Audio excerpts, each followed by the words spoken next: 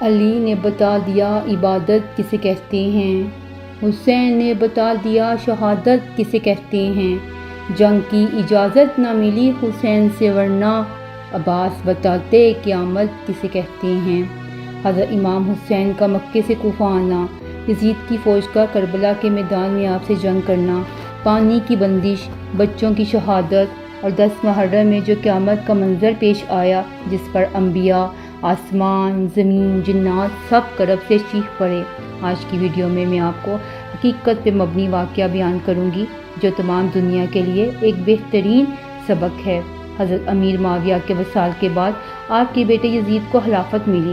یزید بدبخت شیطان تھا، شرابی تھا، زانی تھا۔ یزید جانتا تھا کہ ان کی خلافت کو حضرت امام حسین کبھی قبول نہ کریں گے۔ اس نے مدینے کے گورنر کو خط لکھا، حضرت امام حسین حضرت عبداللہ بن عمر میری بیعت کو مانیں، اگر وہ میری بیعت کو نہ مانیں گے تو میں ان پر ظلم کروں گا۔ حضرت امام حسین نے یزید کی بیعت کرنے سے انکار کر دیا اور مکے تشریف لے گئے۔ وہاں ان کو کوفے والوں کا خط ملا کہ یزید ان پر بہت ظلم کرتا ہے، ان کی مدد کریں۔ آپ نے اپنے بھائی مسلم بن عقیل کو کوفے روانہ کیا اور وہاں جا کر حالات معلوم کرے۔ کوفے والوں نے حضرت عقیل بن مسلم کا بہت احترام سے استقبال کیا اور حضرت مسلم بن عقیل کے ہاتھوں 18,000 لوگوں نے بیعت لی۔ حضرت مسلم بن عقیل نے حضرت امام حسین کو خط لکھا، جہاں کے حالات ٹھیک ہیں، 18,000 لوگوں نے بیعت بھی لے لی ہے، آپ کوفہ تشریف لے آئیں۔ یزید کوفے والوں کو دھمکیاں دینے لگا اور تمام کوفے والے اپنی زبان سے مکر گئے۔ حضرت مسلم بن عقیل کو شہید کر دیا گیا۔ کوفہ کے حالات بالکل بدل گئے۔ حضرت امام حسین کو خط مل چکا تھا کہ کوفہ تشریف لائیں۔ وہ اپنے اہل خانہ کے ساتھ کوفہ کے لیے روانہ ہو گئے۔ وہ نہیں جانتے تھے کہ کوفہ کے حالات بالکل بدل چکے ہیں۔ جب وہ کوفہ کے قریب پہنچے تو یزید کی فوج نے ان کو روک دیا۔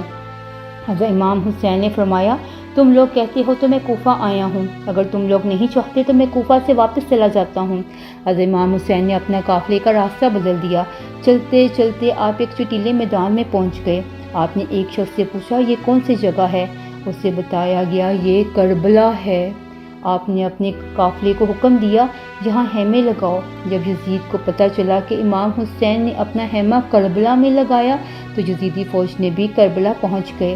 یزید کی فوج کے سپہ سالار ابن سعد کر رہا تھا۔ حضرت امام حسین نے ابن سعد سے کہا، تم مجھے یزید کے پاس لے جاؤ یا مجھے مکہ واپس جانے دو، لیکن ابن سعد نے ان دونوں باتوں سے ماننے سے انکار کر دیا اور آپ کو مجبور کیا کہ یزید کی بیعت کریں، باطل کا ساتھ دیں، لیکن آپ نے انکار کر دیا۔ دن گزرتے گئے، 3 محرم کا دن آ گیا۔ یزید نے حضرت امام کے سامنے 22,000 فوج کا لشکر بھیج دیا۔ آپ کی ٹوٹل تعداد 82 تھی، 82، جن میں سے عورتیں اور بچے بھی تھے۔ حضرت امام حسین کا اتنا خوف تھا کہ 100 گنا سے بھی زیادہ لوگوں کو ان کے سامنے بھیج دیا گیا۔ یزید کی فوج کے حوصلے پست ہو گئے۔ آخر میں یہ فیصلہ کیا گیا کہ حضرت امام حسین کو ہرانا ہے تو پانی کو بند کرنا پڑے گا، تب ہی ہم ان کا مقابلہ کر سکتے ہیں۔ دن گزرتے گئے، 7 محرم کا دن آ گیا۔ کربلا میں پانی کا کوئی انتظام نہ تھا سوائے نہر فرات کے۔ 7 محرم کو حضرت امام حسین کے قافلے کے لیے پانی بند کر دیا گیا۔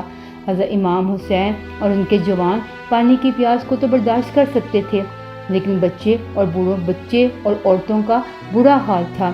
یزید نے فیصلہ کیا، 9 محرم کو حضرت امام حسین کو شہید کر دیا جائے گا۔ حضرت امام حسین نے حضرت عباس سے کہا، یزید کو کہا جائے ہمیں ایک دن اللہ کی عبادت کے لیے دیا جائے۔ انہوں نے بات مان لی۔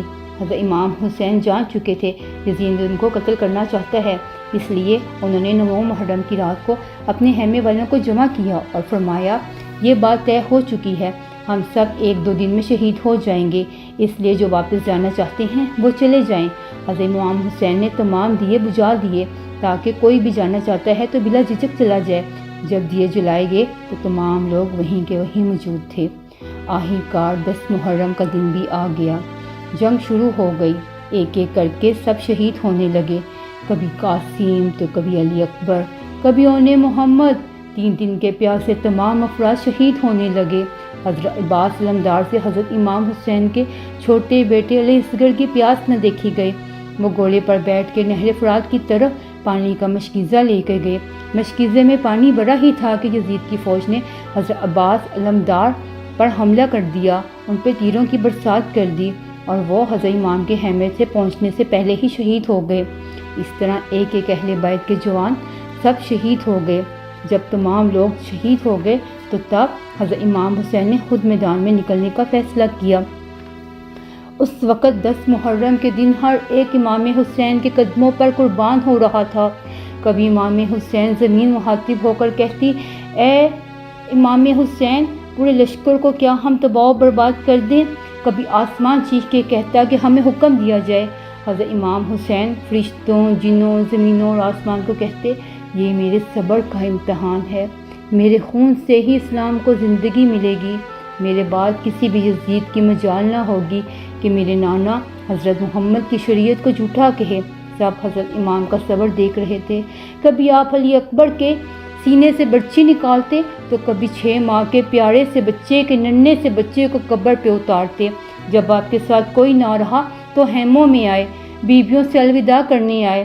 امام سجاد کو نصیحت کی کہ اسلام کے لیے ہر مشکل کو برداشت کرنا۔ ذوالجناح کو حکم دیا، مجھے جنگ میدان میں لے کر جا۔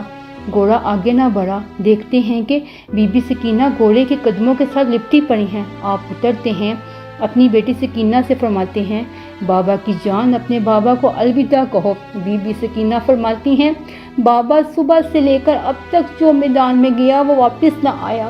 آپ فرماتے ہیں، ہمارے خون سے ہی تمہارے نانا کا دین بچے گا، صبر کر۔ میدان میں آ کر بلند آواز میں فرماتے ہیں، اے لوگوں، میں رسول اللہ کا نواسہ ہوں، حسین ہوں، فاطمہ کا بیٹا ہوں، علی کا لال ہوں۔ میں وہ ہوں جس کے بارے میں رسول فرماتے ہیں، میرا خون رسول کا خون، میرا گوشت رسول اللہ کا گوشت ہے۔ کہو، مجھے قتل کرنا چاہتے ہو؟ کیوں مجھے قتل کرنا چاہتے ہو؟ کیوں میرے بچوں کو پیاسا مار رہے ہو؟ میں نے کسی انسان کا حق مارا ہے؟ تمہیں تمہارے بابا حضرت علی کے بغض میں قتل کیا جا رہا ہے۔ حضرت امام حسین فرماتے ہیں، یہ جو تم علم لے کر پھر رہے ہو یہ اس علی کی وجہ سے ہی ہے، تمہیں اس سے کیا ملے گا؟ سپاہی کہتے ہیں، یزید ہمیں دنیاوی دولت سے مالا مال کر دے گا، ہم امیر ہو جائیں گے۔ عمر بن سعد ڈر گیا کہ سپاہیوں میں بغاوت نہ ہو جائے۔ اس نے کہا، حسین کی بات مت سنو، بس حملہ کر دو۔ تاریخ لکھتی ہے، حضرت حسین کے مد مقابل جو بھی آیا وہ فنا ہو گیا۔ زمین نے کبھی ایسی جنگ نہ دیکھی تھی۔ 3 دن کا بھوکا پیاسا شیر کی طرح لڑ رہا ہے، پوری فوج ادھر ادھر بھاگ رہی ہے۔ شمر اور عمر بن سعد نے سوچا، یہ علی کا شیر ہے، تمام فوج حضرت امام پر اکٹھا حملہ کرے، کوئی بھی ان کے پاس نہ جائے، دور سے ہی حملہ کیا جائے۔ اور آدھی فوج کو کہا، عورتوں کے خیموں کو آگ لگا دو۔ عجیب منظر تھا، امام حسین کے چاروں طرف گھیر کر تیروں سے برسائے جا رہے تھے۔ امام حسین کبھی خیموں کی طرف جاتے، کبھی سپاہیوں کی طرف آتے۔ اس وقت غیب سے آواز آئی، اے حسین، تیرا اللہ تجھ سے راضی ہو گیا۔ اس وقت حضرت امام حسین رکتے ہیں، جیسے ہی رکتے ہیں سب ان پر حملہ کر دیتے ہیں، کچھ تیر برساتے ہیں، کچھ نیزے برساتے ہیں، کچھ برچی برساتے ہیں۔ جن کے پاس کچھ بھی نہیں تھا وہ کربلا کی گرم مٹی پھینکتے ہیں۔ آپ کے جسم پر اتنے تیر نہ تھے کہ آپ کا جسم مبارک دور سے نظر ہی نہیں آ رہا تھا۔ عصر کی نماز کا وقت ہو گیا، آپ نے نماز پڑھنا چاہی، جو ہی سجدہ کیا تو زمین پر سجدہ نہ کیا، تیروں کے مسلح پر سجدہ کیا۔ یہ منظر دیکھ کر تمام انبیاء رو پڑے۔ شمر نے حکم دیا، حضرت امام حسین کا سر جسم سے الگ کر دیا جائے۔ جو بھی آپ کا سر قلم کرنے کے قریب آتا ان کو رسول اللہ کا چہرہ نظر آتا، وہ چیخ کر دور چلا جاتا۔ شمر نے کہا، یہ کام مجھ سے ہی ہوگا۔ آپ کا امامہ سر سے اتار کر پھینکتا ہے، آپ کے گلے پر تلوار رکھتا ہے۔ شمر دیکھتا ہے کہ حضرت امام حسین کے لب ہل رہے ہیں، وہ سمجھتا ہے یہ ہمیں بددعا دے رہا ہے، اس کے سارے خاندان کو جو ہم نے قتل کر دیا۔ کان قریب کرتے ہیں تو حضرت امام حسین اللہ کا شکر ادا کر رہے ہوتے ہیں اور فرماتے ہیں، اے اللہ، میرے بچوں کی قربانی قبول کر، میرے عزیز و اقارب کی قربانی قبول کر۔